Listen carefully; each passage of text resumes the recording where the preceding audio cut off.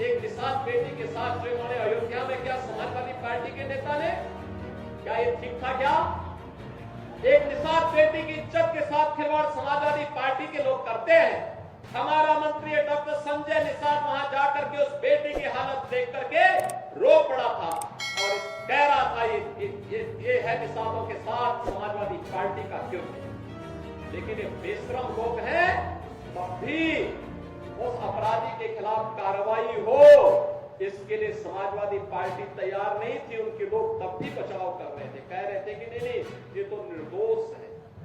अरे निर्दोष क्या है? सब कुछ तो उसका प्रमाणित हो चुका है और उसके बाद भी निर्दोष बोलते हैं उसको। कन्नौज में जो किया इनके नेताओं ने एक नाबालिग बेटी के साथ, और उसके बाद भी उसका बचाव कर रहे हैं, उसके बाद भी उसका बचाव कर रहे हैं।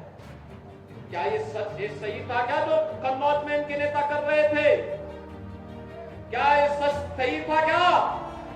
आज तो प्रमाणित हो चुका है कि इनके कृत्य क्या है।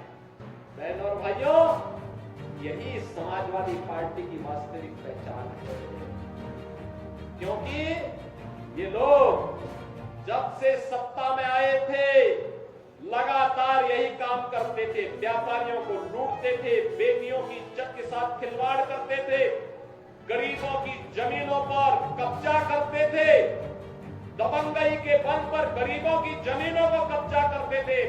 याद करिए जब मार्च 17 में सरकार बनी थी और सरकार बनते ही मैंने कहा था अगर किसी भूमाफिया ने किसी गरीब की, किसी व्यापारी की, किसी सरकारी जमीन पर कब्जा कर रखा है तो 24 घंटे के अंदर खाली कर ले। और मैं फिर कहूंगा कि अगर किसी माफिया ने किसी गरीब की, किसी किसान की, किसी अन्नदाता किसान की, किसी व्यापारी की जमीन पर कब्जा किया है वे कृपया एक बार खाली कर ले। अगर खाली नहीं किया तो जो उसकी भी होगी उसको भी हम जब्त करके गरीब में बंटवाने का काम कर देंगे। मैं फिर कहूंगा ये माफियागिरी किसी भी स्थिति में नहीं चलने दी जाएगी।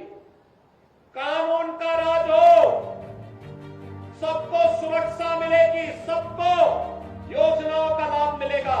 लेकिन अगर कोई कानून को ठेका दिखाने का काम करेगा तो उसका काम तमाम करने का काम भी सरकार करेगी और इसके लिए किसी भी हद तक जाकर के उसके दुस्साहस का जवाब। अगर पसंद आई हो तो लाइक करें और साथ ही चैनल को फटाफट सब्सक्राइब कर बेल आइकन को जरूर दबा लें, जिससे ऐसी हर बड़ी अपडेट की नोटिफिकेशन सबसे पहले पहुंचती रहे आप तक।